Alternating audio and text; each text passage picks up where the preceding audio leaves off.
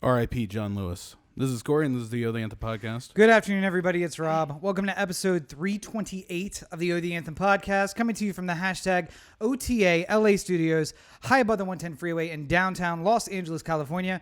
Thank you for joining us. Yes, thank you for joining us on your podcatcher of choice. The easiest way to get it, anchor.fm/O The Anthem. Go there, and then you can find it on Apple, you can find it on Google, you can find it on Spotify, you can find it on everywhere. And we welcome everybody who's watching us live right now all over the internet. Make sure that you participate. Just put a comment wherever your stream is, and we can put that comment right up on the screen here. Or you can join the Discord directly and be a weekly participant by becoming a member of the board. Yeah, and if you were watching the intro video, you probably heard us talking about an episode we recorded on March 3rd, 2015, where we were talking about the 2014 National Defense Authorization Act. Yes. And I'd like to start right there. Okay. And go right into Portland. Let's go. Because what is going on in Portland right now is the type of worst case scenario that Rob and I were discussing, looking like crazy people at the time. Looking like fucking insane people at the time in 2013 and 2014 as the two versions. So to fill in people who don't necessarily know, the National Defense Authorization Act is something that passes every single year to authorize the budget of the everything that has to do with national defense, Army, Navy, Marines, so forth, the Homeland Security, border security, all these different assets which are underneath of national security. So every single year it's passed, and every single year there's some sort of lobbyist compelled piece of new law that becomes part of how the government works. The pork. Yeah. And in 2013 and 2014 specifically, the amount of lobbyist-controlled ideals that were coming through and were not being stopped and were being propelled by Democrats mostly was horrifying and disgusting. And both Rob and I have I feel like you and I have the same sort of thing about like when somebody goes like, oh man, I just wish we could go back to Obama. And then we immediately have flashbacks to, you don't even remember this shit. You don't even remember the worst things. Because, like, much like everybody, I like Obama. Like, I think, like I have a personal fondness for the man, I think that I don't feel like he's some evil demon that he's being portrayed as. But at the same time, you can't not drone strike villages full of people and massively increase the capability of the Patriot Act at a time where you're saying that you're getting rid of it, and instilling into law the ability for the federal government to work as its own police force. Yeah. And without any kind of due process, eliminate people who are perceived to be terrorist threats against the United States. That is a very far cry from everything that this government was founded on from the very beginning about how people are supposed to be treated for infractions against law. And don't forget, also Obama said he was going to wrap up the militarization of local police. Didn't do that. Expanded the program of selling military arms to local police. He was going to shut down Guantanamo Bay, not the military base, excuse me, but the prison. Mm-hmm. Didn't do that. Was going to end the war in Afghanistan. Didn't do that. Was going to end the war in Iraq. Didn't do that. Did raise our value amongst allies worldwide. Did bomb brown children using drones. Now, the benefit, we don't have people who are mentally scarred by being on the ground in a different place, or a pilot dropping a bomb and turning around like as he goes to pass over the damage and realizing like, oh wait, that wasn't a military objective, that was a wedding. Or that was a school. Yeah. And so or any number of the things that were constant sources of drone strikes to get one person at the expense of 200 people. And there are drone pilots, but the weapons fire. So there's a pilot who's piloting the drone. He hits the fire button when he's authorized. Nothing about the targeting is done by him. It's all done by satellite from whoever is picking the target. He just pulls the trigger. And that is the next step away, where you get to say, like, I don't know what we hit. I fired 3 times. 3 Hellfires, they traveled, up to 200 miles and landed on something. Yeah. I don't get to see the report. And what they would often do is have 2 drones in the area. One would circle the target. One would fire from far away. Yeah. And then that way you would not have to know what it is you hit when the guy in the drone overhead sees that it's a wedding being blown up. So we did all those things. The point of bringing this up right at the top is to first give you the clearest scope of the subject I feel I can give you, which is this is not just a Trump deciding to go rogue thing. No. It's certainly a bigger step than anyone would have anticipated so quickly. But to think that it was out of the realm of possibility is you're not paying attention if you think this is outside of the realm of possibility. I believe part of our discussion during that time was, listen, I don't think Obama's going to do it, but the next person could really fucking ruin people. There's a lot of tools that maybe I trust Obama with because he would never use them out of place. Yeah. Now, would he use them to force everyone inside when, I don't know, there's a pandemic on and I can't get people out of bars and restaurants or to wear masks? Maybe. And maybe that would be a good use of the power. But when you create a power for the federal government, you don't know who's going to take it next. Yeah. And in fact, up until Election Day 2016, we were sure it was going to be Hillary Clinton, which, by the way, was scary enough because I think that she is a person who's capable of doing more with it. But then we got a completely unstable person. Yeah. And it goes back to everything that's ever been done. I mean, like when someone put 27-inch guns on a ship for the first time, 27-millimeter guns on a ship for the first time. Basically, that was King George I, who was relatively sane, not looking for warfare. Everything's fine. But once you do that, then when King George III or the fourth comes along, who is years and generations of inbreeding in and does crazy things like, oh, they don't want to take our ships in for trade. Let's just bombard this port. On the south of France for no reason. Well, now he's got 27-inch guns, which are, in the era, able to do unspoken of before destruction. Yeah. When you build a nuclear weapon and you trust Franklin Roosevelt with it because he's the guy who's, sitting at your fireside every week telling you how things are going to be okay, that's great. But then you give that weapon to Richard Nixon. And I say Nixon because, ironically, most of you were like, oh, my God, I trust Nixon with nukes more than I do many of the presidents in the 20th century. Because that's a guy who knows brinksmanship. He knows how to play the hand without actually playing the hand of shooting one. Nixon, despite his numerous faults, yes, of which we could go on forever, he was truly brilliant when it came to seeing the whole chessboard of global interconnectivity. He, unlike anybody else who had ever lived, he had the ability to see the world from afar, unlike anybody else. Yeah. And he had awful intentions with what he was going to do with that knowledge, but it doesn't change the fact that... Well, I don't know if that's true. Internationally, he probably had the best intentions, but what he wanted to do was to consolidate power at home and essentially be a king. There's a dual-sidedness to trilateral diplomacy, which is happening where he's trying to basically have Asian countries fight against each other, and the U.S. constantly being the person who's like, oh, that's fucked up what they did. Oh, that's fucked up what they did. Yeah. And just play them until there's one true superpower and then aim your focus at that. Or keep them all so weak fighting each other that the U.S. can just basically do what we want. Yeah. And there's fantastic. that part too. Yeah. But you build the nuclear weapons, you trust Roosevelt with them, then, you get guys like Nixon who are good statesmen. You get guys like Jimmy Carter who probably would never have fired it even if we are directly under attack by the Soviets because killing that many people is unconscionable. And then sometimes they end up in the hands of Donald Trump, a guy who is unstable on the best of days. And again, we talked about this, not that we're that psychic. I mean, we are. But 4 years ago in 2016, we said, oh, Trump is elected. It's weird that his first question was, how do I fire nuclear weapons? Yeah. Not really the first thing you asked. Now, Clinton jokingly said that the first question he asked was about Area 51. Turns out it wasn't, but he did ask early in his campaign or early in his presidency. Mm-hmm.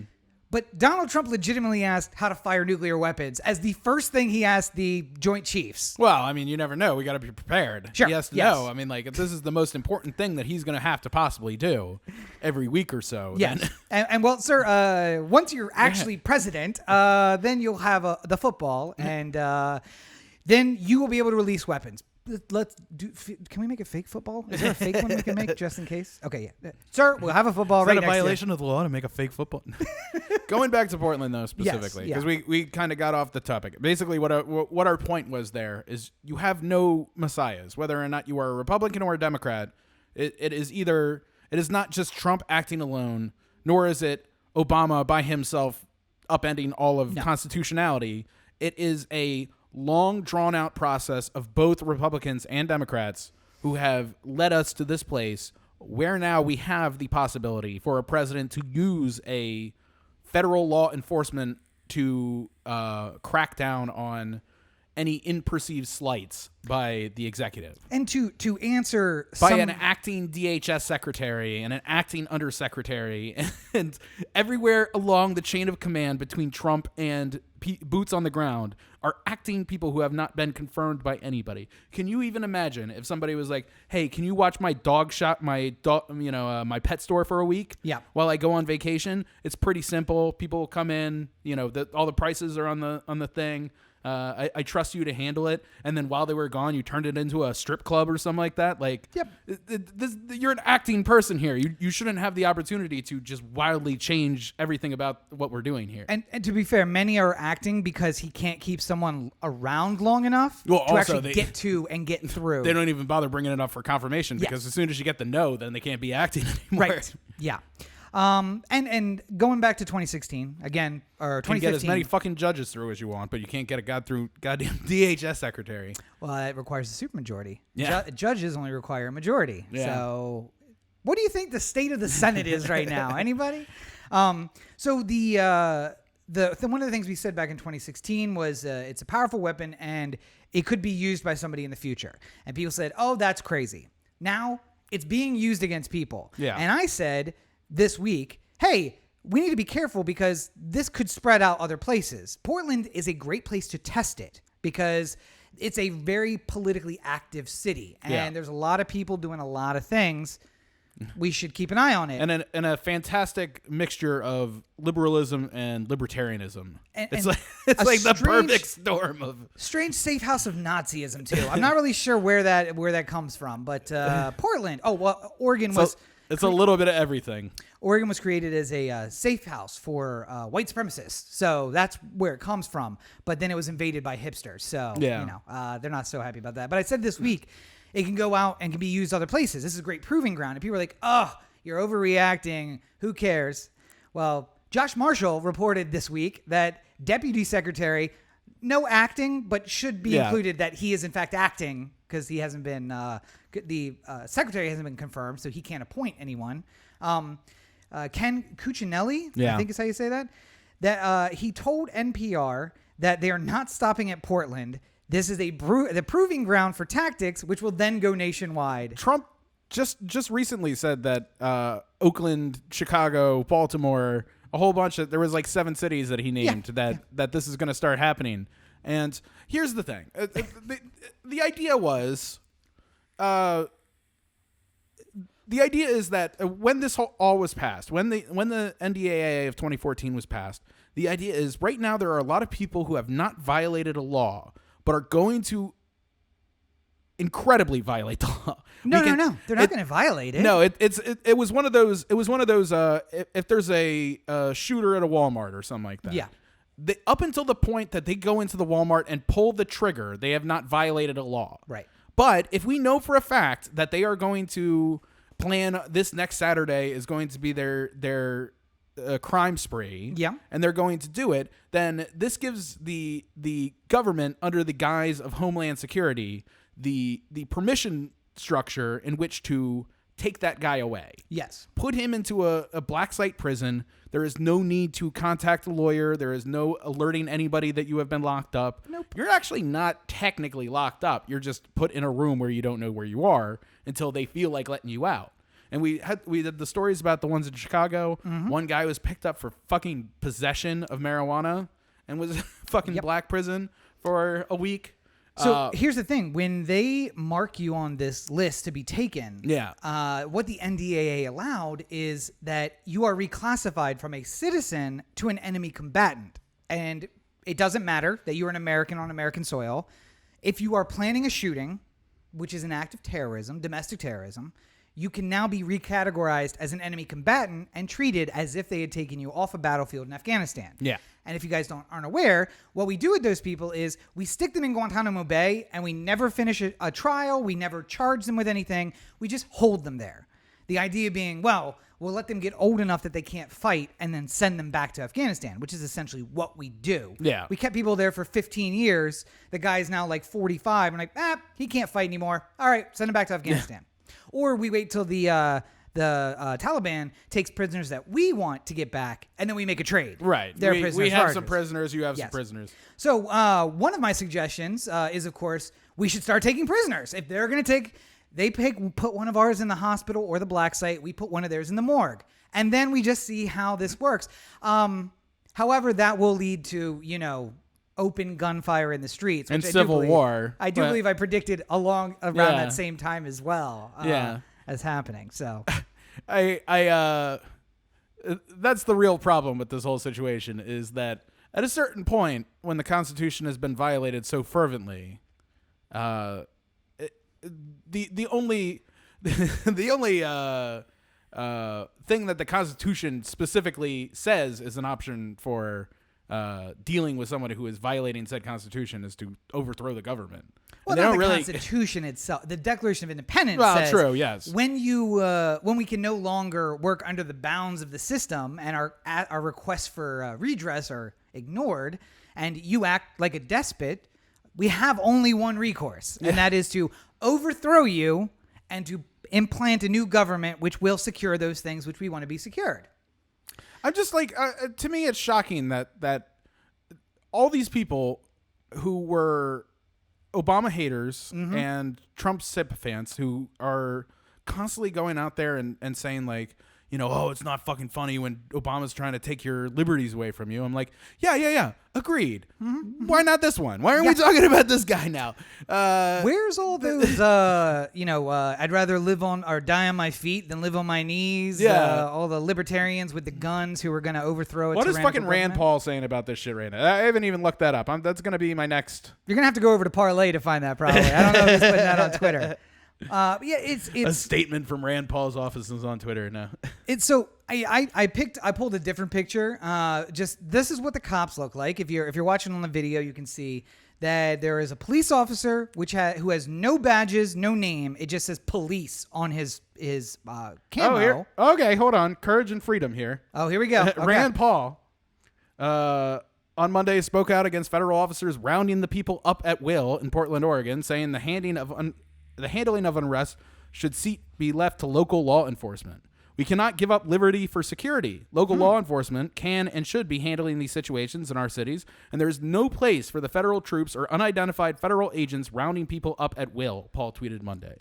So, yes, very nice. Good for you. Because let's also remind ourselves, these aren't people who are wearing badges and uniform numbers or anything like that. These are people who are designed to look as covert as humanly possible, with no kind of identification, throwing people in unmarked vans and taking them to ? Yeah. Also, rented vans. If you run the plates, they come back to Hertz. They don't come back to anybody else. And you're like, oh, okay, well, that's cool. Can't follow the van. Can't follow the people. Have no idea who they are. And you can see the image sitting next to me right now if you're watching the video. It's literally just a guy in all camo who looks like a soldier out of Iraq. Yeah. But it says police across his chest. He's got sunglasses on at night because, he's clearly cool. Yeah. And he's clearly Corey Hart. There's no way to identify him whatsoever. I can't tell the race of most of these police officers. Yeah. I'm going to guess white, but I have no idea what their race might be. And you've just no way to keep track of anything. Yeah. And this is happening in American City. And the thing is that, Trump is arguing that they're anarchists and that they're violating the law. Great. If they're violating the law, then there's no reason to extradition, to sweep them up just out of nowhere. Yes. You can charge them with the crime, and you can bring them into court and say, these are the charges against you. How do you plea? And continue on from there. At that point, I know whether or not this guy's an anarchist. If you bring in Chad from Portland and he goes in front of the judge and he says, yeah, I tried to light the federal building on fire. It's just like, well, all right, I'm guilty. Sorry. I don't know what to tell you. But like, if you just sweep him up and put him in the back of the van, I'm more inclined to let him go. Yeah. I don't know what he's done. I don't know how guilty he is of the crimes you're saying he committed. But until you give me some sort of evidence of proof that he deserves to be in the back of a van and then in some warehouse somewhere, you're not going to get it. Like, what do you... Also, keep in mind, Chad the anarchist, no crime committed there. Yeah. You are allowed to be an anarchist. Chad who wants to light the federal building on fire... Versus Chad who did? Chad who tried to or did, there's a crime. I'm saying if there's an actual charge where you could say on Friday, Chad went up to the federal building and threw a piece of paper against it, hoping that it would catch on fire. Okay, yeah, sure. At least he made an attempt. He didn't Chad his way out of this one. The other problem is that Chad looks like he's a Antifa super soldier who's taking beatings with a nightstick and smiling about it. That Navy guy is fucking incredible. I love that guy. I wish I had pulled the video. Not only the like turning away after getting beaten with the sticks, but the like double barrel middle fingers as he's like walking away, like fuck you guys. There's a video going around on Twitter where this guy who's in a Navy shirt, I don't know if he's in the Navy, but looks like he could be in the Navy. He's head and shoulders taller than all the cops around him. And this guy just goes to work on him with a baton. 1, 2, 3, 4. Doesn't move, doesn't seem to be impacted by it. This other guy gets maybe 4 inches away from his face, hits him with pepper spray, and he does this like, rah, rah, like it's making me stronger kind of look. And then all the cops are like, shit. It was the same move that used to happen when you would start beating up on Hulk Hogan and he would just start hulking up. Like the more you punch him, the more he was like, ah. Yes. So then those cops back off and you see like 6 more step up. And then Navy man wisely says, I can take 1 baton, but 7, I didn't know how many guys they were going to use to kick my ass. But, I knew it was going to be enough, and that's the important fact. So he just turns around to walk away, but then double barrels of middle fingers back over his shoulders as he calmly walks away from them. By the way, white privilege, unbelievable in that moment, because I don't think any person of color would do that. They'd be like, I survived a police encounter. I'm going to walk away from this. Okay, great.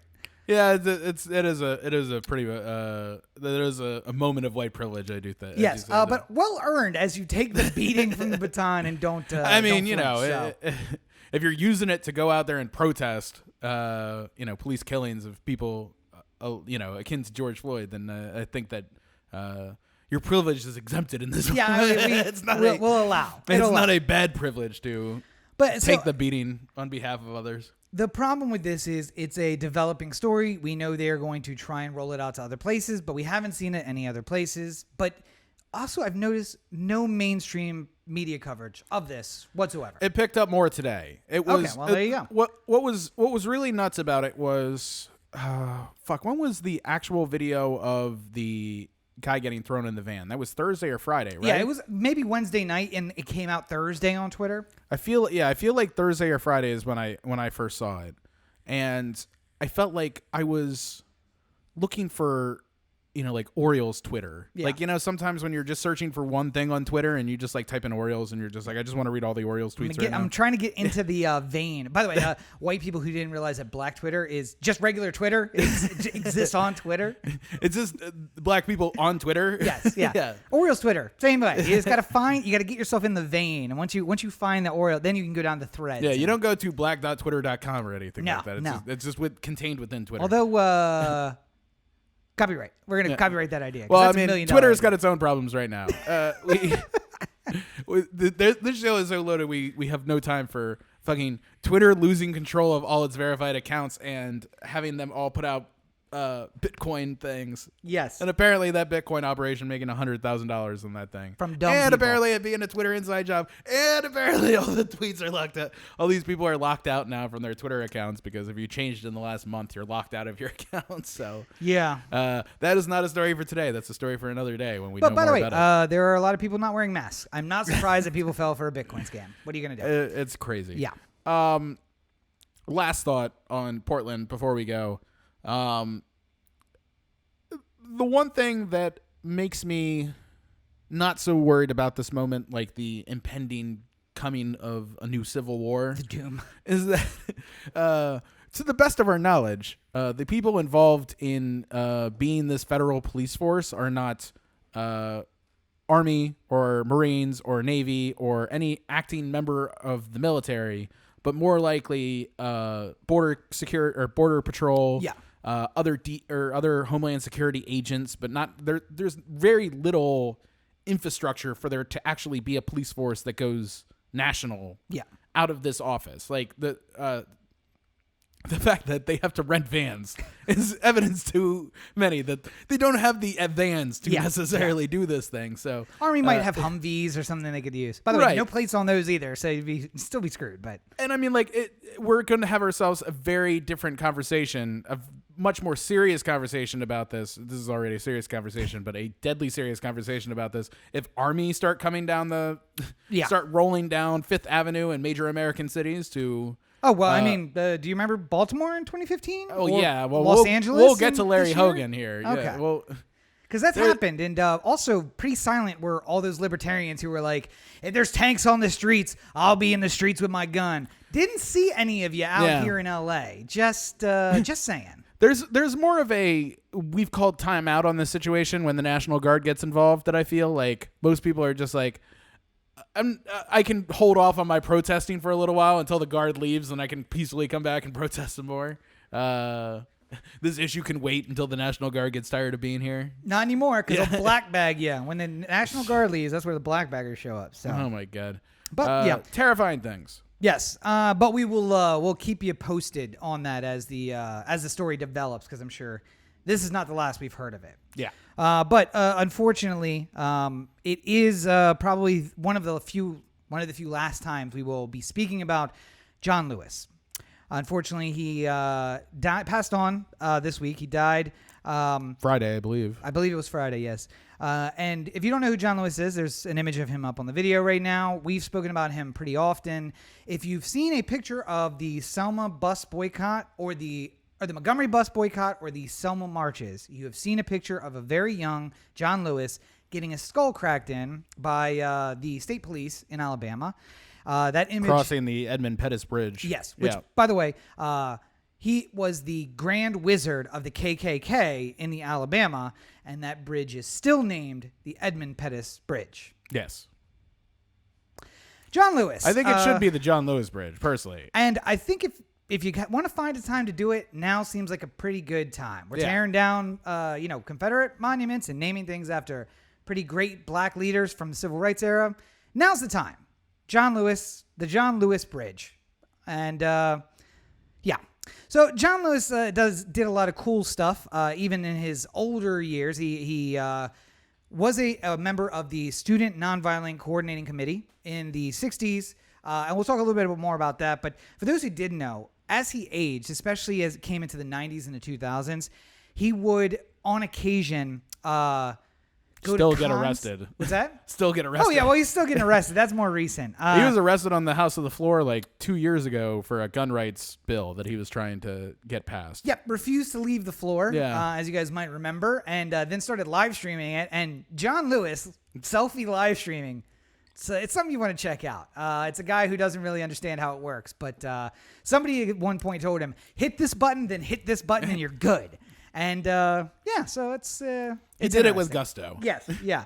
But he used to cosplay as his younger self and go to conventions and wait for people to kind of figure out who he was. And it was really moving thing to watch young black people who really are new to the cons anyway. Cons have traditionally been a white people thing. And then it kind of expanded out to be a white and people of Asian descent thing. but black kids never really got into it. Once they started, it was interesting that John Lewis was like, I can take advantage of this by educating people about the past. Mm-hmm. So I'm going to go to FurryCon or whatever con was going on. It was Comic-Con, I think. Was it Comic-Con? Okay, I don't sure, think whatever. it was very good. Comic-Con. I feel like John Lewis would show up and he's just like, oh, what fush? I've What made a fresh hell is this?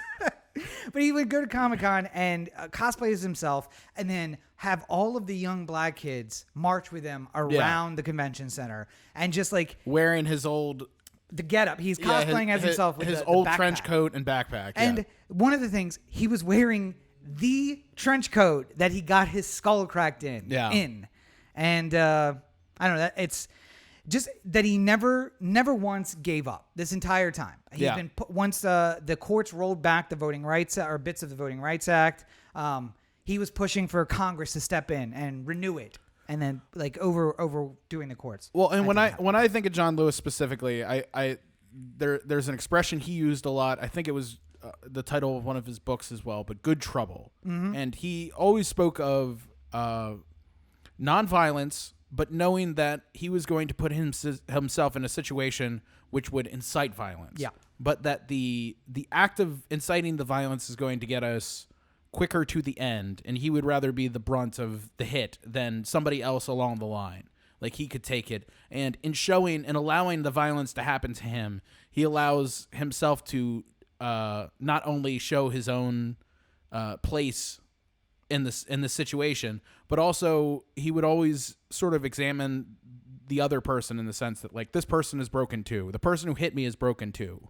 Like, we all need to come together and fix the deep issues between us and come to a better place. And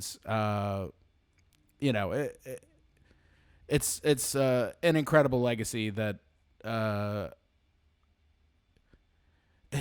we're basically done with the civil rights heroes of MLK now, because we have that, and we have C.T. Vivian. I was going to say, and C.T. Vivian also died this week. He was a man who Martin Luther King called the greatest preacher he had ever heard. Yeah. And although he was a preacher, he was also politically active. That's not a thing we do anymore. Just kidding. You could 100% hear preachers talking politics, even though they're not supposed to.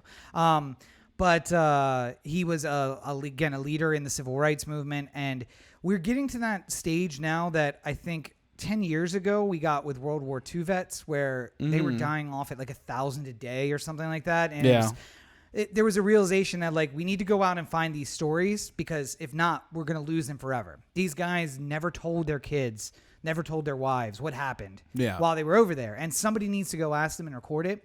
And I think we're starting to get to that place in the civil rights movement. Like, the leaders are dying off now, but there's a group of late teens, early 20-year-olds that are just as old as these guys, who were the ones backing John Lewis on the bridge. And I'm glad that in recent years there's been more of a push in film and in like documentaries and TV and stuff like that to sort of talk about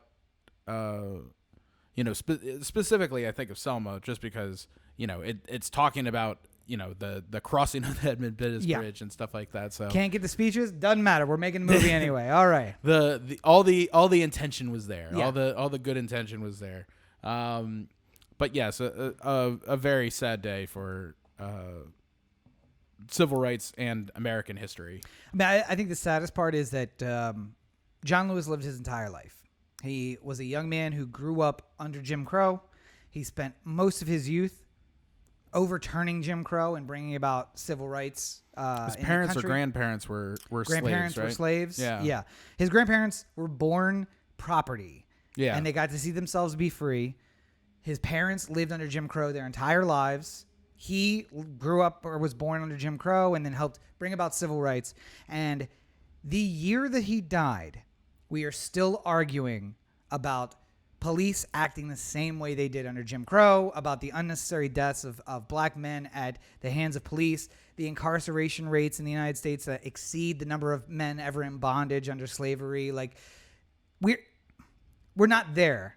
And it's sad that, Martin Luther King was assassinated, and I think there was an assumption that clearly, he He died pushing for this goal, and he was okay with not seeing the end. Yeah. John Lewis, I think, would have said, if you had asked him in 1975, like, we're nearly there. We're before the end of my life.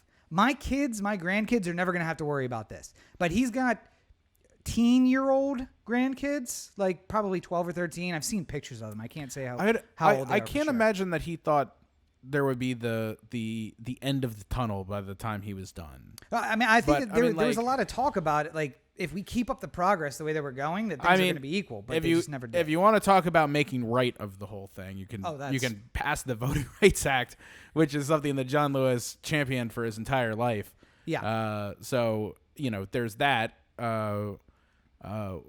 He dies with that. That's still never passing. So, yep.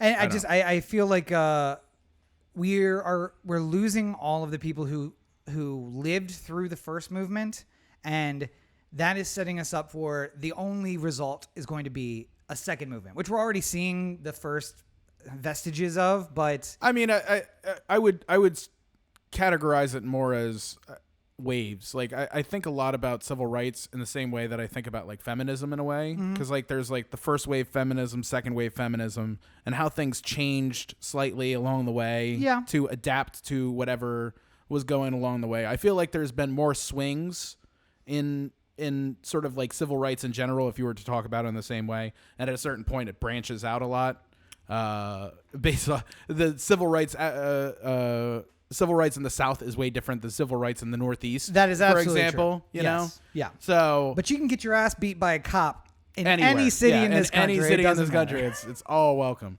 And hopefully, we will have Ruth Bader Ginsburg around with us for a little while longer to help make sure that is not happening as often. So, again, another big story out of this week. And I love and I hate the way that she kind of lets the news go, because she is now in treatment and headed toward remission again.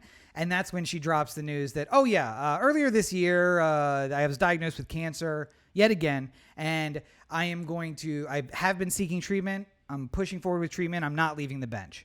And it's one of those things that I said to Corey in the pre-show meeting that this cancer it's one of those that older people tend to get. There's, as you get older, men. Corey and I are both for males. the last 20 years, she's been dealing with different forms. She had pancreatic cancer in 2009, lung cancer in 2018. She's been a fighter for the whole way through. But Corey and I are both men, and at some point in our lives, if we are blessed to live long enough, our prostate will decide it's time to kill this person. And it is inevitable that if a man was to live to be 150, he will either have his prostate removed or it will get cancer and kill him sometime in his life. The human body has now exceeded what our evolutionary step of aging is. So everything's just like, hey, we're not designed to live this long, so cancer. Yeah.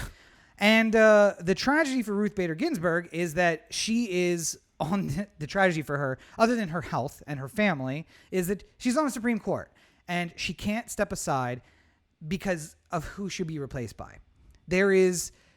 She has been stuck since the Merrick Garland disaster in 2016 with the idea that I need to serve till the next Democratic president, because no matter what, there will be someone far to the right that I'm replaced with, and I cannot in good conscience allow that to happen. Well, also remember that right now, this moment in time, exactly now, is still within the window of when Merrick Garland was nominated for a Supreme Court seat. Within the window meaning it happened further away from the election. Yes, we are within the amount of time that Garland would have been announced and the election would be coming. And what did Mitch say about it at that point? That it was too close to the election and that the voters should have a decision on who the Supreme Court judge. Yes. And if Hillary Clinton wins, then Merrick Garland can be we'll hear it. But if Trump wins, then I feel like we should listen to what his view on because it's so close to the election, we can't decide this. Now, if something was to happen, Clarence Thomas decides he wants to step down. Let's just say, what are the odds, do you think, that Trump just appoints someone and Mitch tries to shove through? 1,000%. There's not even a doubt in my mind. It could be November 1st. And yes.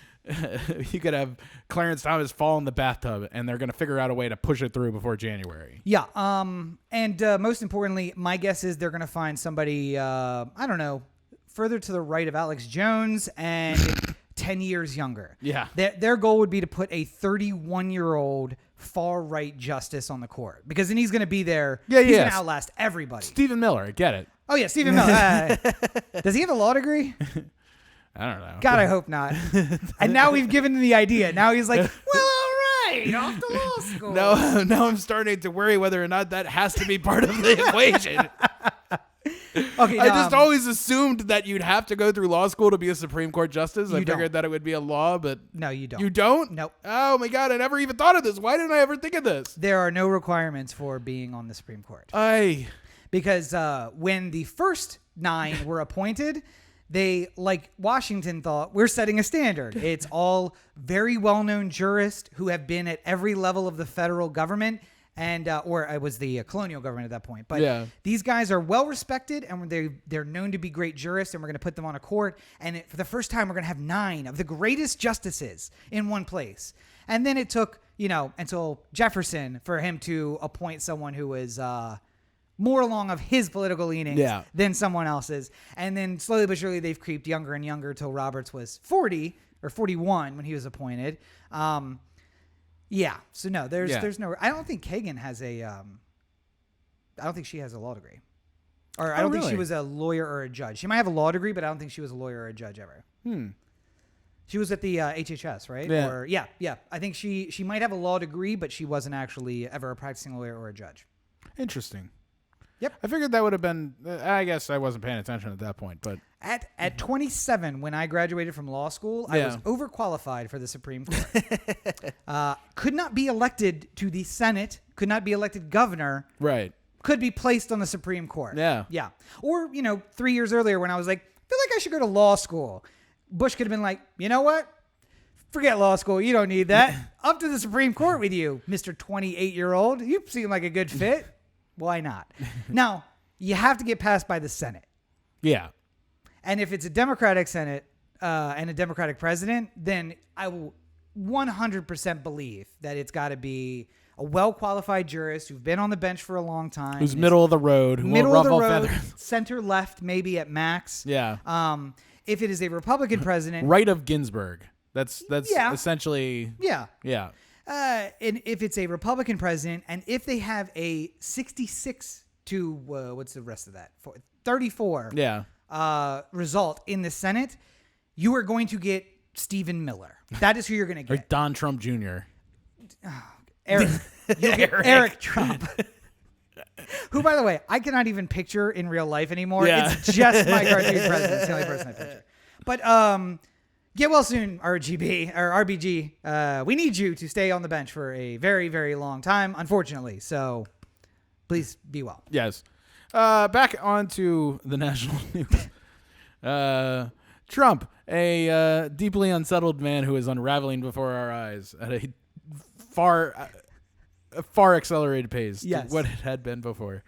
This picture of him is so good. I can't wait to switch over. I can't wait till people see this. Just him smiling over. Yeah, go ahead. Why are we talking about him this week?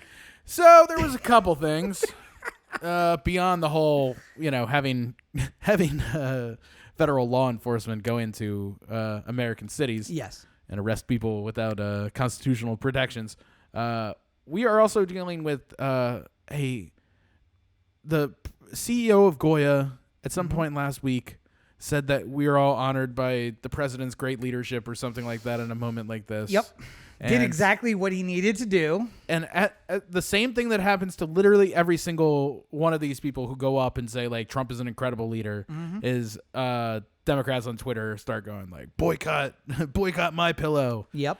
And now Goya falls into the line of this as well. And I've seen so much in the past 2 weeks of people I know on Twitter who are vowing to never buy a Goya product again. I'm getting a lot of those pictures of the ethnic aisle in many stores where it's just like there are no beans at all on the top 3 shelves, but the Goya shelf all the way full. Yeah.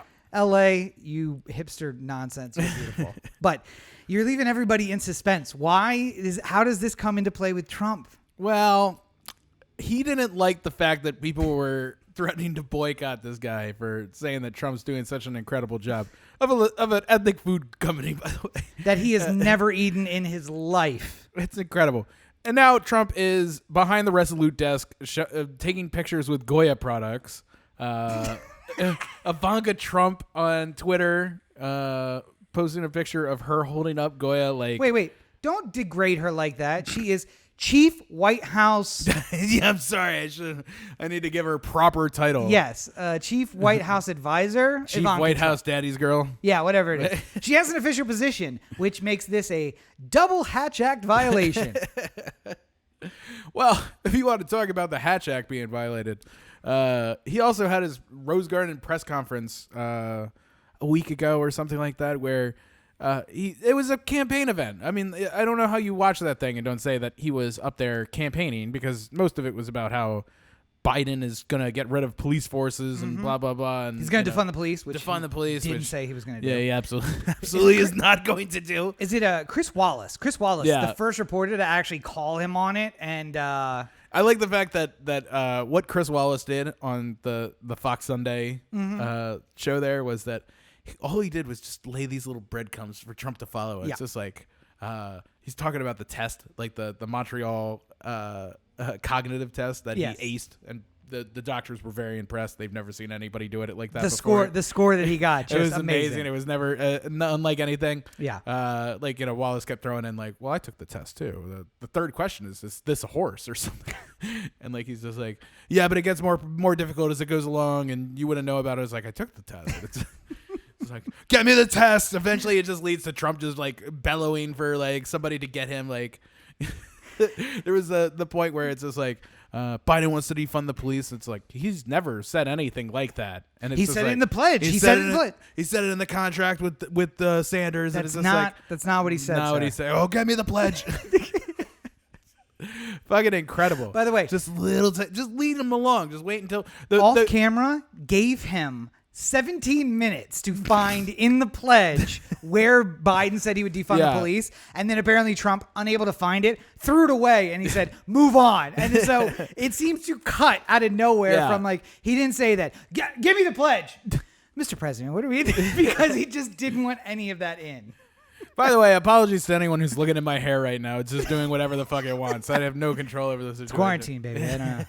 But by the way, you skipped over this. That's coronavirus, baby. You skipped over this. I want to go back to it. Yes. That is the Resolute desk. Yes. That Goya products are sitting on with this smiling idiot behind them. Why is the Resolute desk important? Well, I mean, it's been seen. Was it where did the Resolute desk start? Was it with Roosevelt or was it with Eisenhower? I can't remember. It was Roosevelt. The first Roosevelt, not the second Roosevelt. Oh, it was Teddy. Teddy Roosevelt. Oh, yes. It has long been considered the official desk of the president, if you will. Not every president has used it, though. Not every president has used it, but a large majority of them use it. It's seen as the number one desk in presidential circles. Let's talk about things that have resided on the Resolute desk. Yeah. The order to bomb Japan with nuclear weapons on the Resolute desk. Right. The signing of going to war, not once, but twice in a world war, has been on that desk.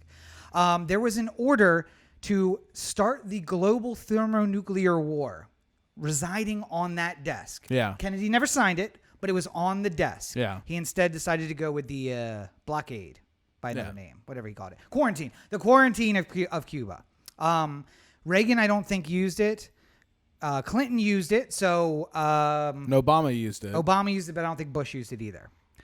I think Bush used whatever Reagan used, which was Nixon's desk, which was some other Republican's desk. Yeah. So maybe it's a Democratic Eisenhower's desk or something like that. Maybe it was the Eisenhower desk. Yeah, but Teddy is but Republicans have used it. I mean, like it has been used by Republicans.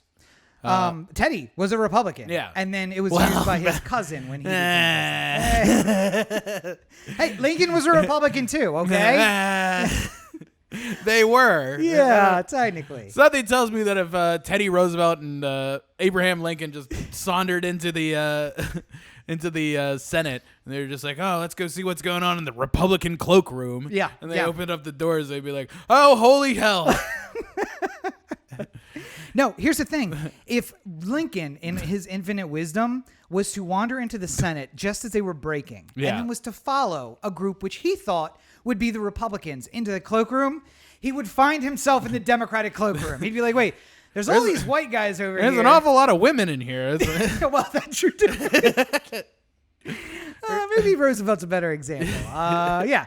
But he would just say, hey, there's people of color, there's women. Clearly, this is my Republican Party. I'm going to follow them into their Democratic cloakroom. Well, let's go over to the Republican side. A lot of white guys. Oh, hey, Tim Scott.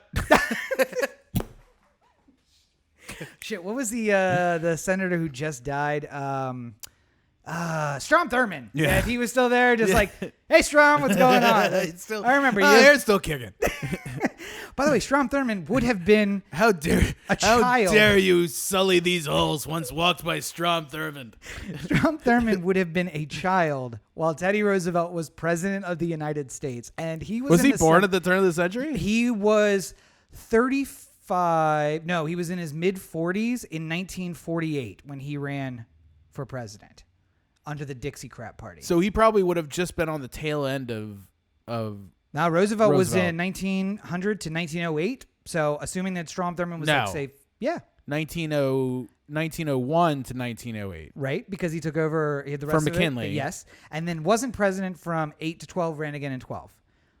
But so, let's say Strom Thurmond was 45 in 1948. Yeah. Then that means he was born in 1903 and was a child when Gotcha, Teddy Roosevelt was president of the United States. And he was in the Senate for like 70 years. And Teddy Roosevelt's no saint, but absolutely not. But I think I would still rather have Teddy Roosevelt. I would rather just have a couple days with Teddy Roosevelt to tell him all the things he's not allowed to do or say anymore. Yeah. And then just let him do what he's gonna do. Yeah, you let Teddy wander onto the floor. He's gonna give his lunch order to Kamala Harris, and he's gonna give his shoes to Cory Booker, and then it's gonna be a whole thing. Yeah. No, he's not a perfect guy, but you know, Trump. We got to keep everything relative. How unperfect do we want to be? Trump's born in this period and still that way. So, in addition, to all the other shit. Speaking specifically of the awfulness of Trump, Mary Trump's book is coming out today. Is the podcast is released? I believe. Yes, I think this is the release date. And she has been doing the news circuit now that the restraining order from her talking about this is done away with. She maintains all the awful things that we all know about Trump, and I guess if you're into the type of thing, apparently a lot of people are, because it's going to be the number one New York Times bestseller immediately once it becomes a released book. Mm-hmm. I imagine it's worth reading, but I don't think there's anything that we're learning here that we didn't already know in some way or another. More confirmation. Yeah, well, somebody inside who knows. Well, she was being interviewed by Maddow, and Maddow said, "Has Donald Trump ever said racist or anti-Semitic things?" And she's just like, "Yeah," and she's just like, "Anti-Semitic?" And it's just like, "Yeah." It's like racist, and it's just like, yeah. It's like, how racist? And it's like the N-word was used liberally. Yes. All the time. Like in my family, literally anything was said all the time. So yes, he said it. Whatever it is you think, he said it. And it's just all of them, not just one. And you just watch Maddow just go like, oh my God. I was hoping that at least somewhere it'd be like, no, he's a good guy behind closed doors, he's fine. But no, he's just as awful as I think he is behind closed doors too. And the Maddow, I still feel like has this this thing about her, even though she's the commandeer for the resistance, she's also deeply unsettled by how far America is falling every single day, and she just weighs on her, Yes. But I apologize for you. There was the same thing with Cuomo with he had an interview with her that I saw where. He's blown away. Yeah. Yeah. By the way, I still, amazing stuff you're talking about in this book. I hear Cuomo in the voice of Andrew Cuomo from Our Cartoon President, and I just can't take him seriously anymore. We've been neglecting the Discord channel. Chicky cereal. We've been neglecting the Discord channel, so I want to make sure we go back. Tony Steele has once again joined us in the Discord. So Tony, thank you for joining us. No matter where you're watching, you can comment on the stream there. It'll pop up here in the Discord, or you can go into the Discord channel directly. The link will be there on social media.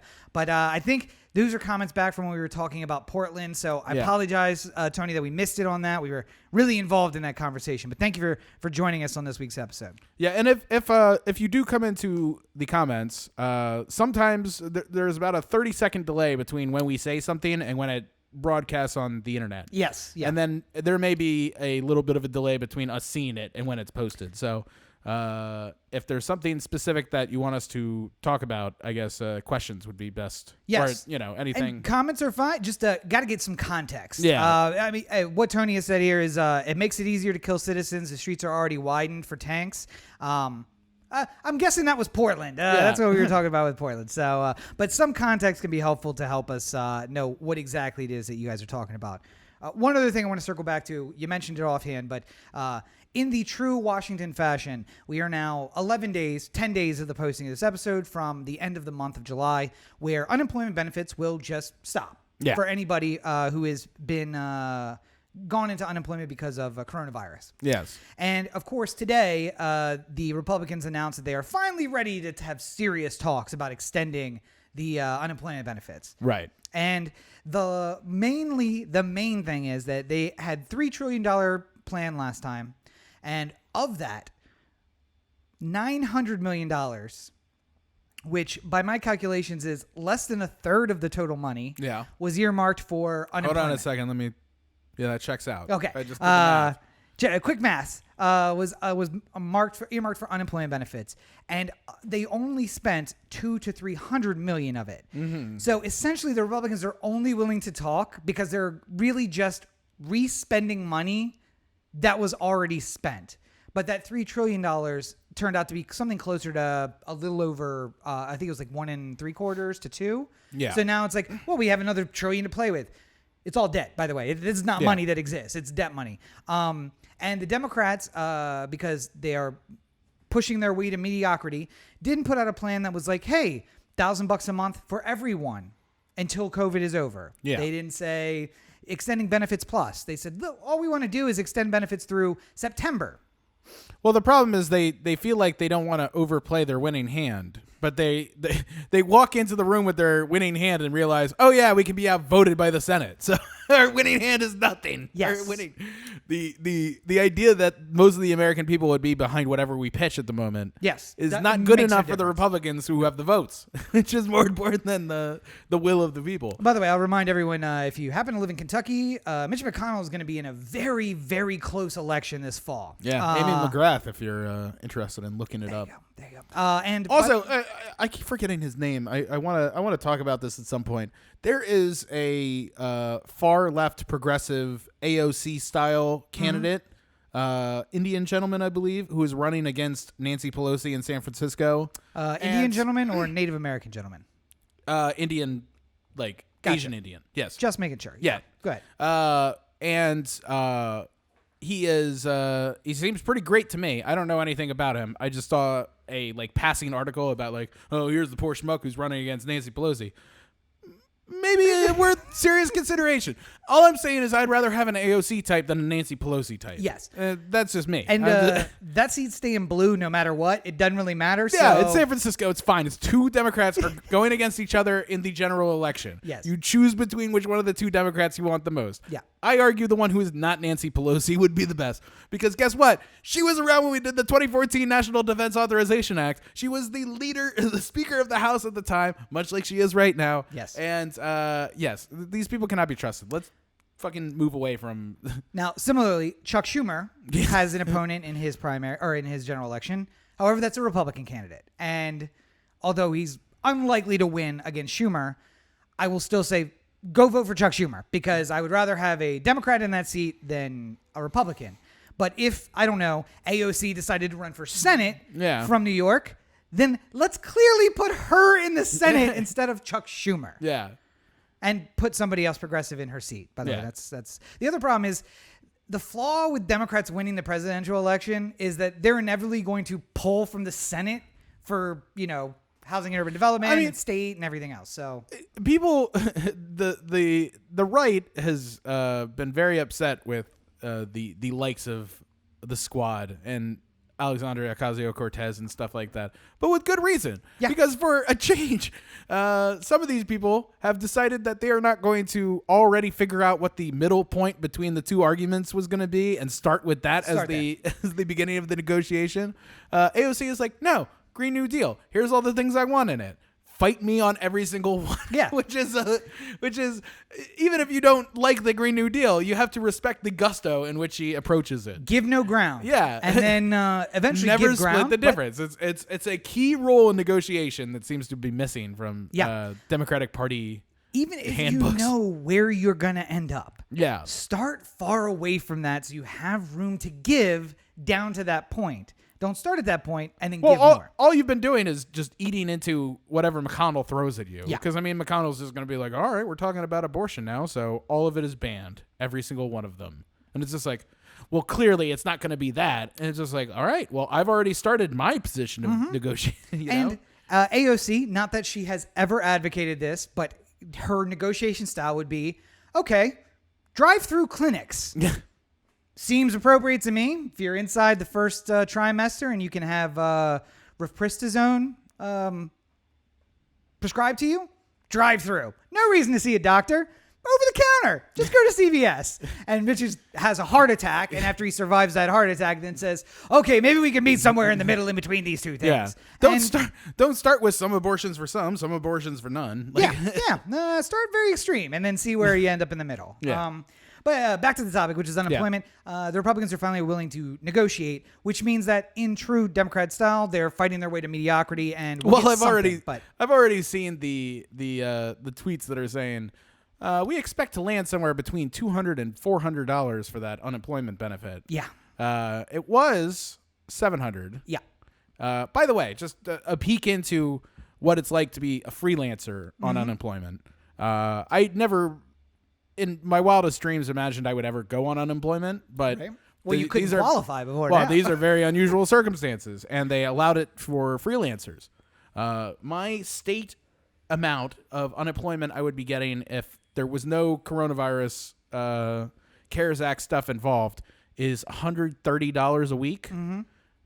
So right now I am at $730 a week, which is, still better than a lot of people are getting paid right now on minimum wage. Yep.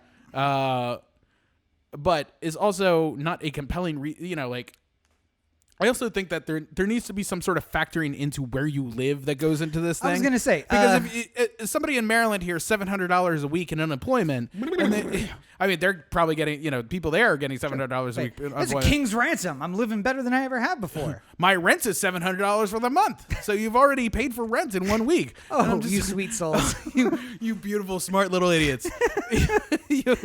Yeah. It's not quite the same in Los Angeles or New York or San Francisco. No. Where $700 is you're getting by. You're figuring out a way to make it happen. A one-bedroom apartment in Los Angeles averages at $1,900 a month. Yes, I would say like 17 to depending on how wide you're casting. Okay. I don't count the valley. So south of the hill, south of the hills, east of the hills. So in the basin, you're probably talking $2,000 then. Yeah, 21, maybe 2,200. Yeah.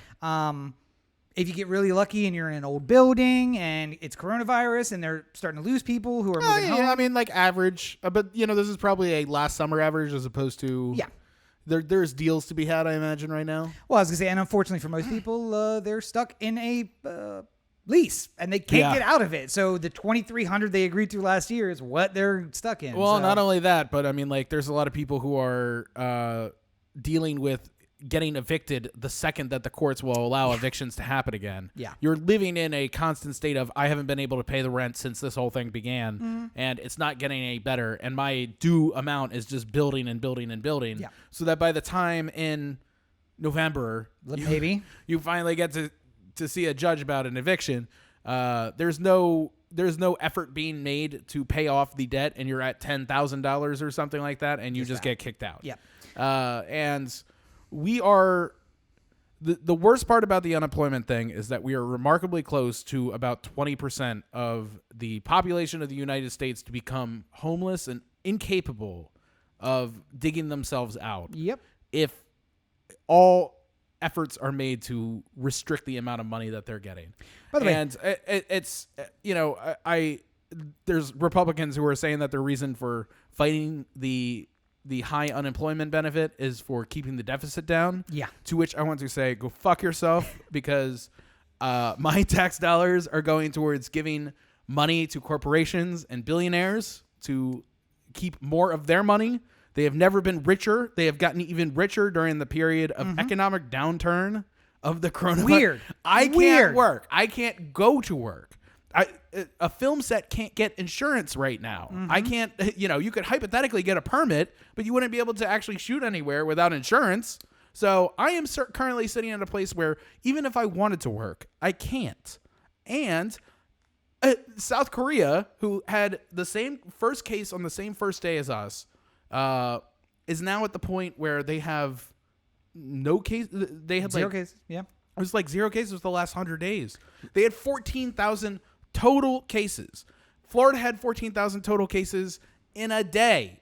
So we're not, we're clearly not on top of this. And I would love, I think everyone's best intention when the CARES Act passed the first time is that we just need a couple months to figure this out.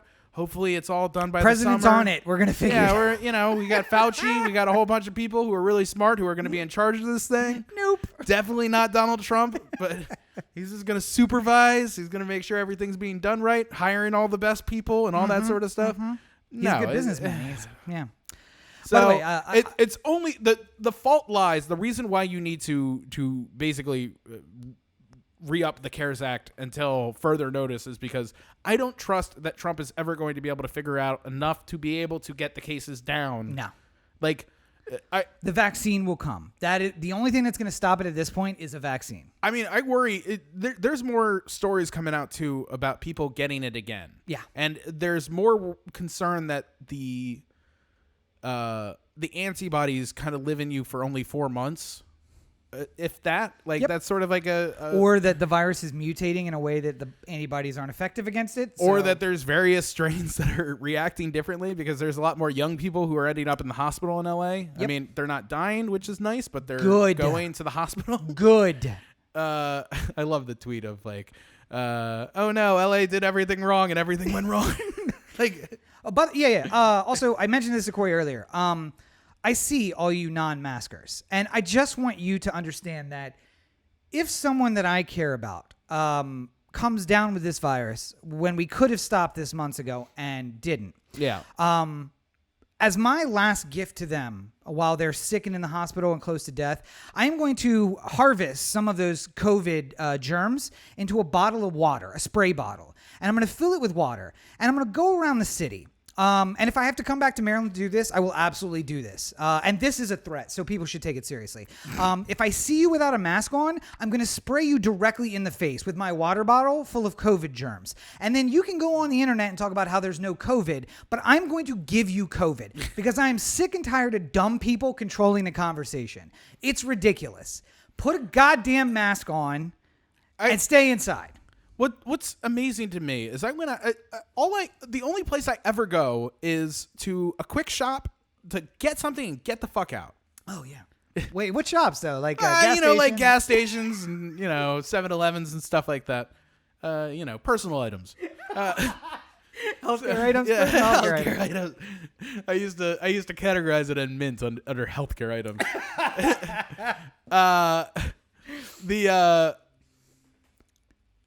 I lost my train of thought there. I go to stores.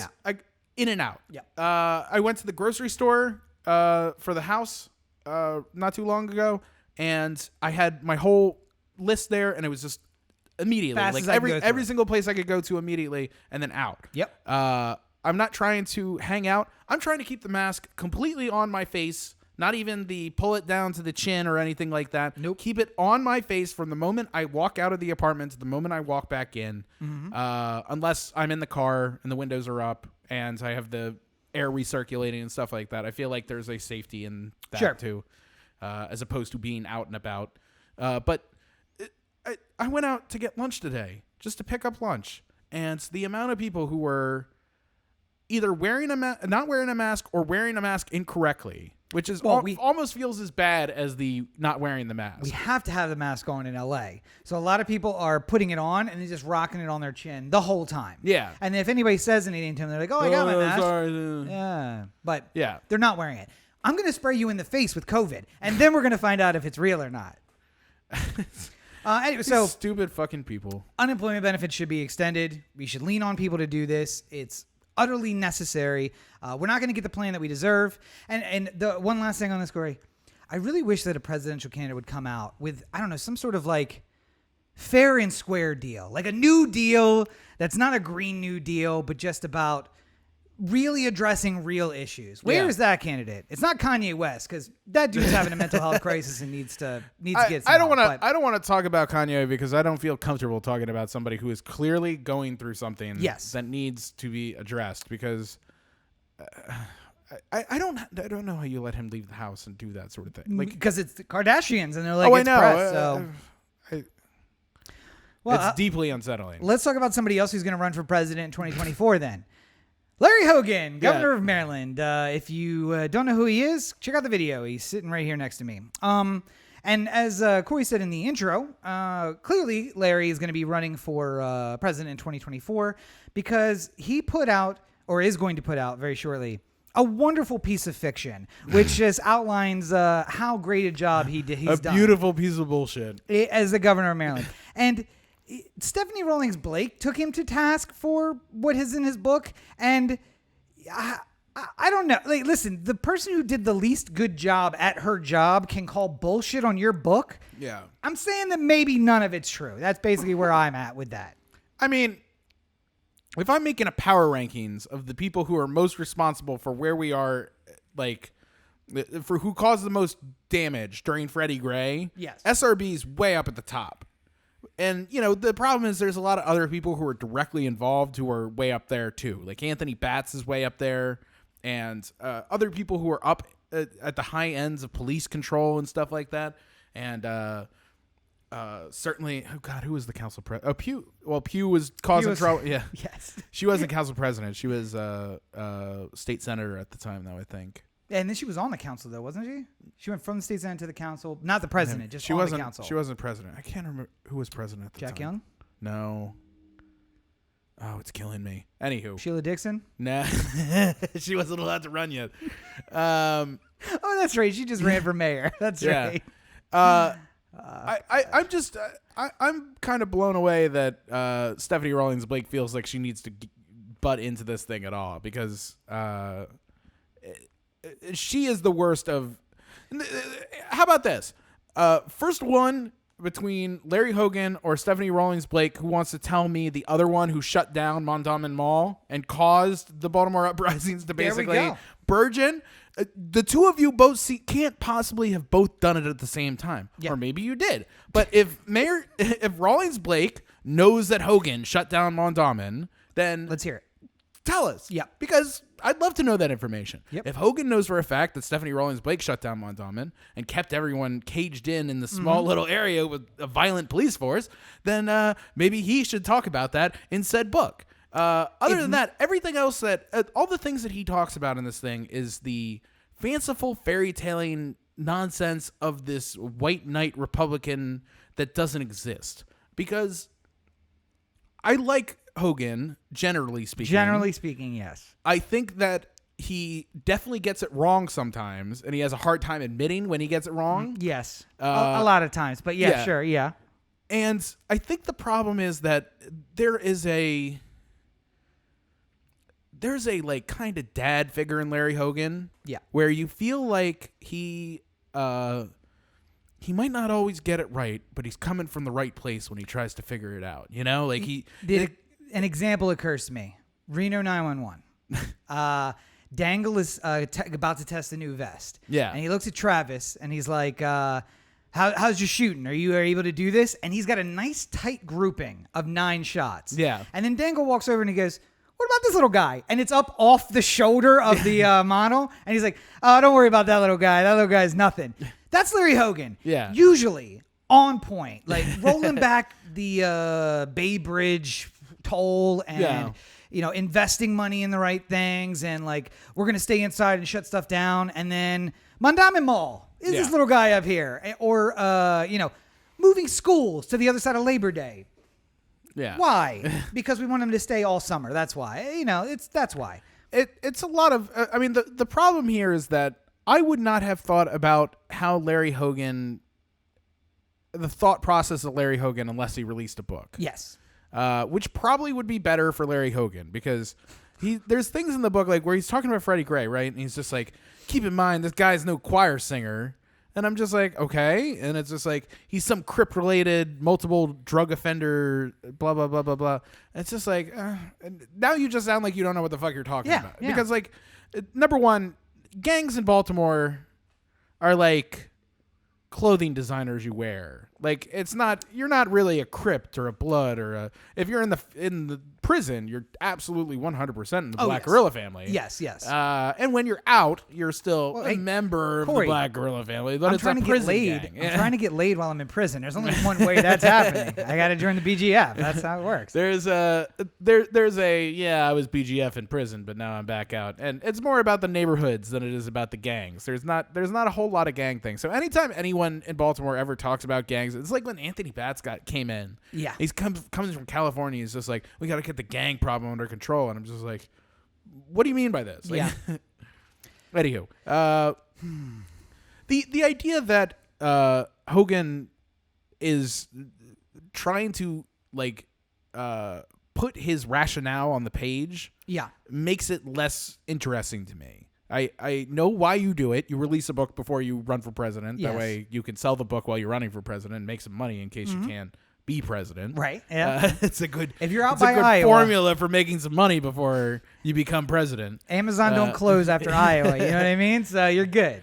And it just makes me realize that like he doesn't give a shit. Like, and that's the real problem is that like it's all formulaic and it's all, you know, the person who wrote Stephanie Rawlings Blake op-ed for her did a very good job of pointing out some things like, yes, he has increased spending on schools, but only by the exact amount that he was required to do so by the legislature and stuff like that. Yeah. Like there's a lot you can poke at Larry Hogan.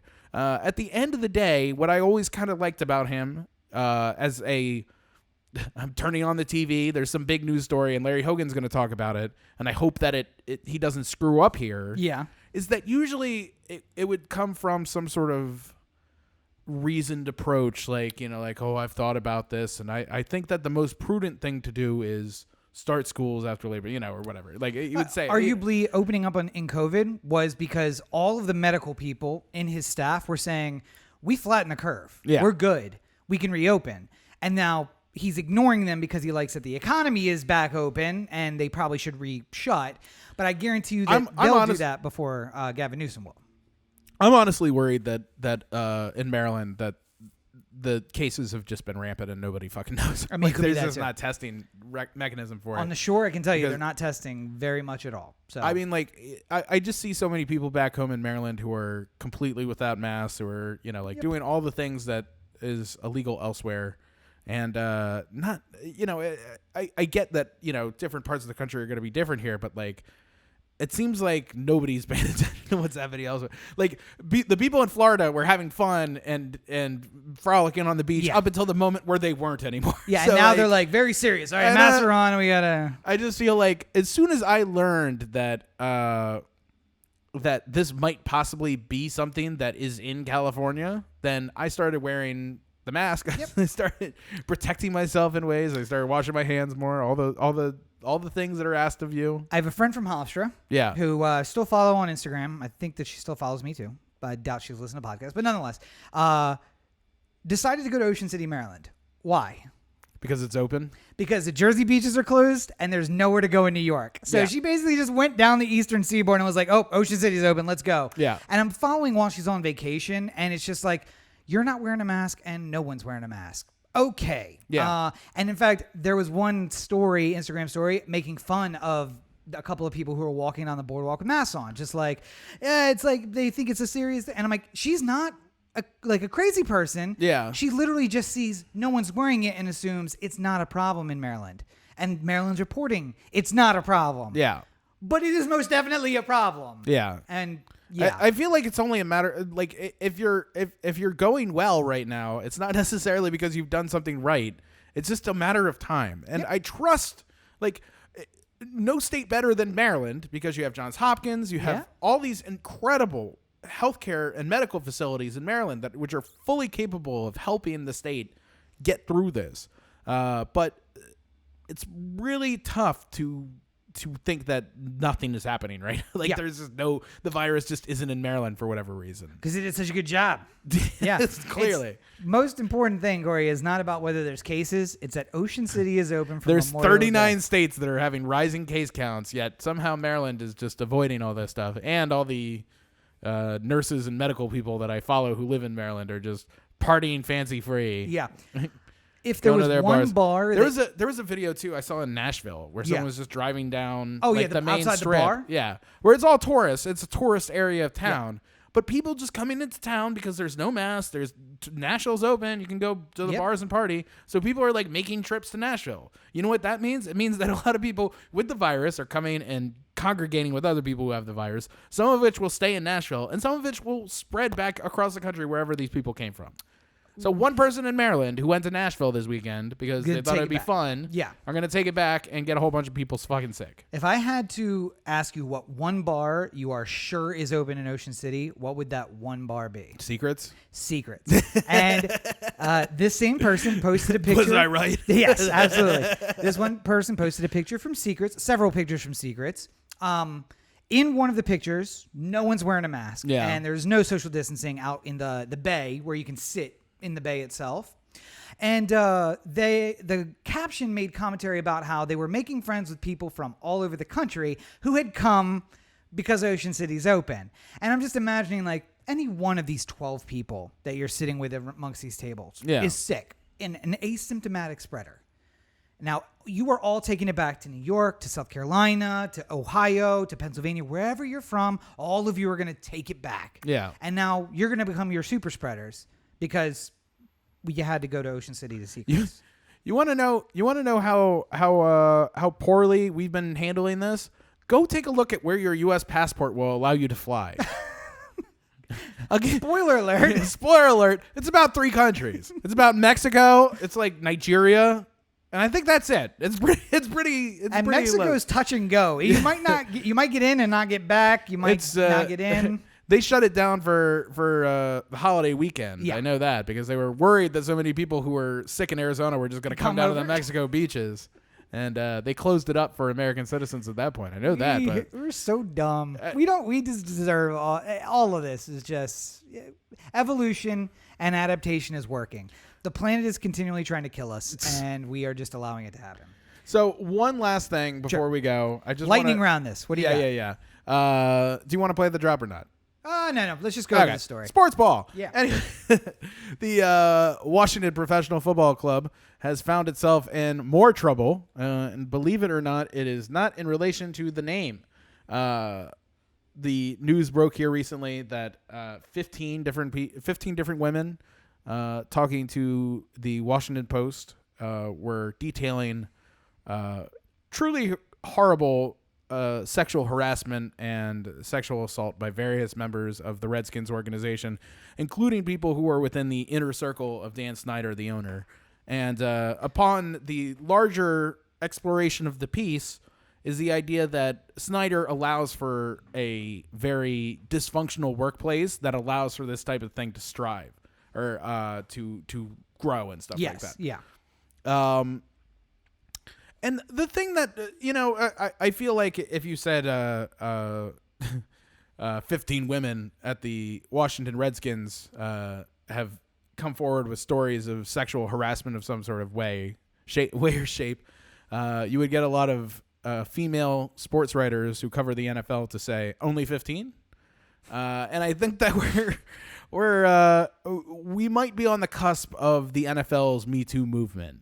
Yeah. Because this has not traditionally been a place where women are treated with respect and kindness, and where a lot of reporters have talked about how it's a good old boy game, and sometimes you have to let things go to be considered part of the good old boys club. Yeah. And you have to turn an eye to things that you normally wouldn't do. And I'm 100% fully in the position of, let's clear this shit out right now. Let's get rid of this, because some of the things from the Redskin piece in particular are fucking incredible to me. I was talking before the show. Yeah. I don't consider myself perfect, but anytime I've ever thought about having a romantic interaction with a woman, I have always thought in my mind, how is this going to be read? Yes. How do we, like, if this goes wrong, is it this was a simple misunderstanding, I'm so sorry, or is this a larger deal? Now, when you were working at Andy Nelson's, yeah, what are the odds you would make an inappropriate advance or comment to someone who worked directly for you in that business? Very low. Yeah. Like 0%. Someone who you especially didn't have a relationship with outside of work, as in being friends outside of the office. I mean, I feel like there's different levels of this.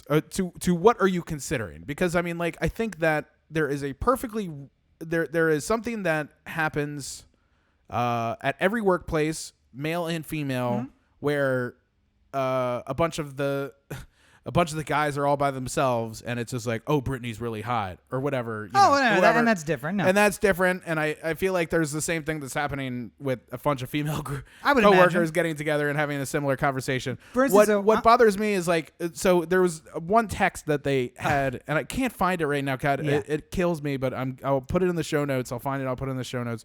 But, like, it was like, can you pick up, some girl saying, like, can you pick up Chipotle for me while you're out? And, like, the male employee of the Redskins going, like, I get to touch that butt if I do.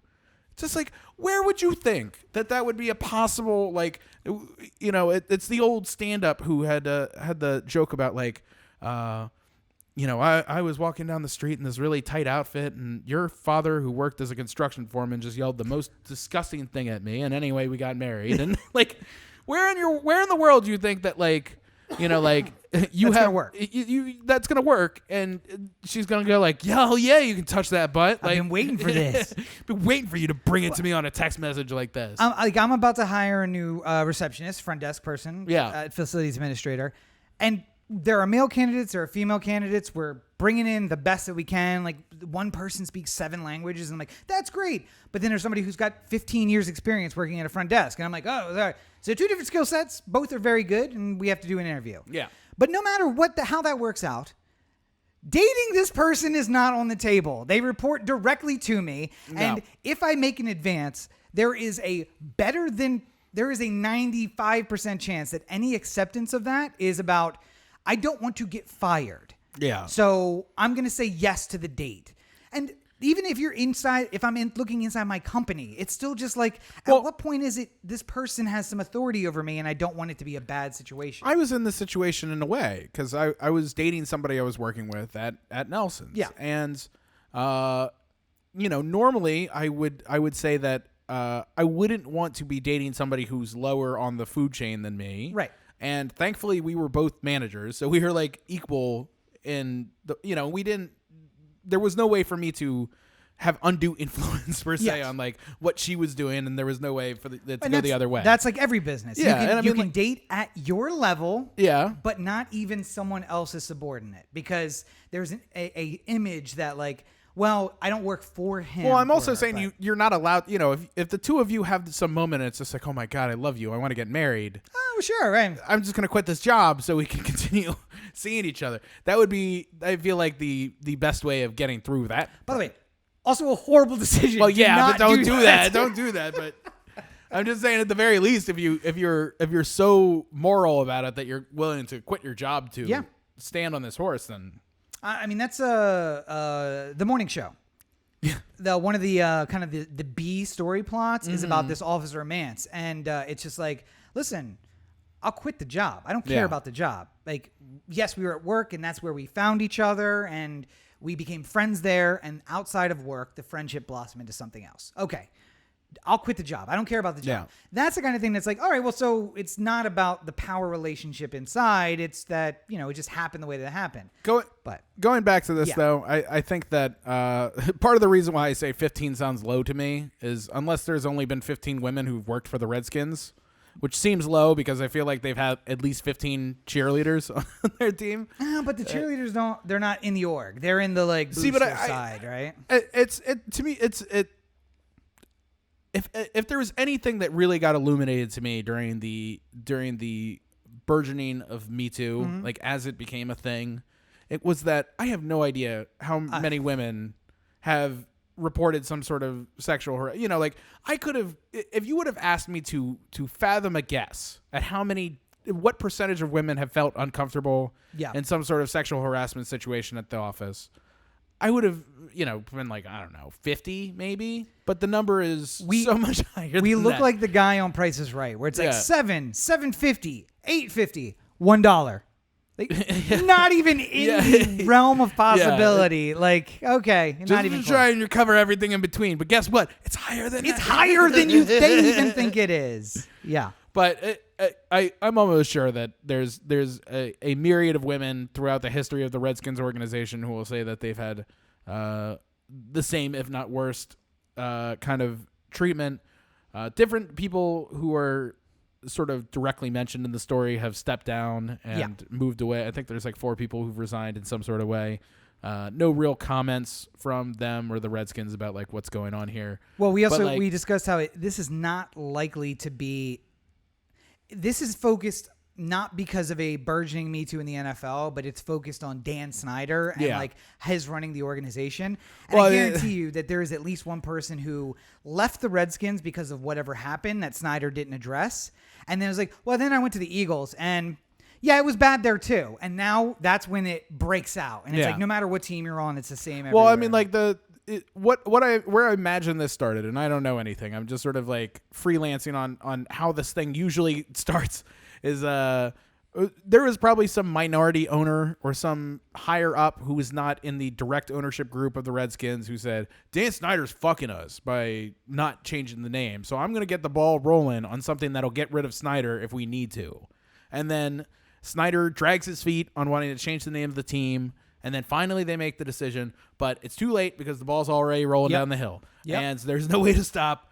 Because there was a solid 3 days before the post went up on the Washington Post where people in DC sports media were going like, man, something real big is about to happen. Yep. I know what's happening, but the Washington Post is going to break something big on Thursday. And you're just like, well, how do you all know what it's going on and you're not saying anything about it? And it's like, because they're all working on stories on the same vein. And, the Post has the exclusive with someone who's willing to go on the record. And they reached out to somebody who said, I can't talk to you because I'm talking to the Post. 15, like, all right. 15 women, 14 of them anonymous. Yes. And, vetted by the Post. I'm sure I'm not, right. I'm not doubting their us, not to the Post. Anonymous to the people who are reading the article, which is us.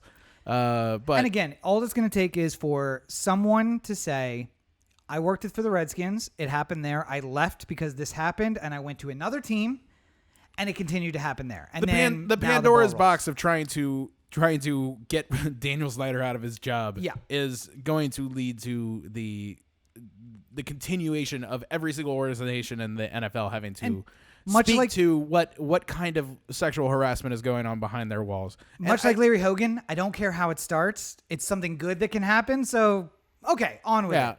Good. I'd rather clear out of the worst that the NFL has to offer. And judging from the text messages that were released, there's some pretty bad ones that can be let go. Yes. So that is that for sure. But if you want to know where you can go see some real upstanding guys who are never going to cause some sort of problems like the Redskins. Don't speak. Don't do it to yourself.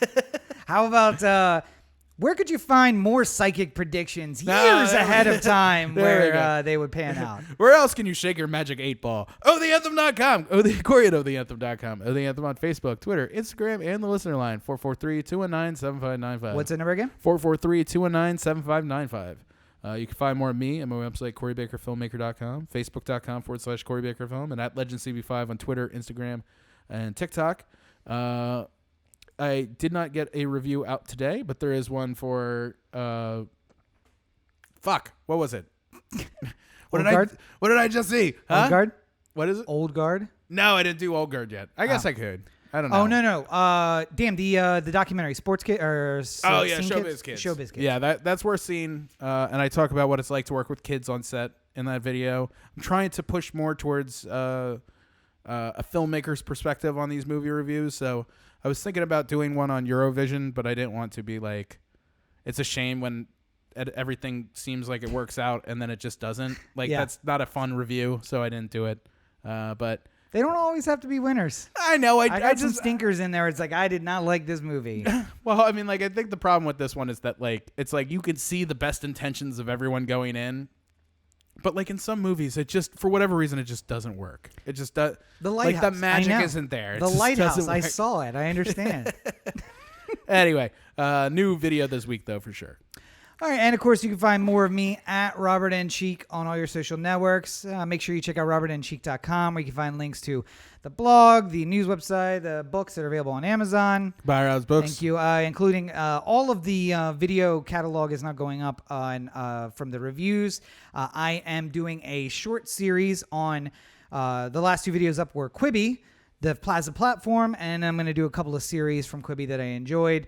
Up today, most recently, is Most Dangerous Game, the show that actually brought me to Quibi, the one that said, hey, this might be worth checking out the whole platform. So yeah, you're going to find those on the at youtube.com/Rob Cheek. So.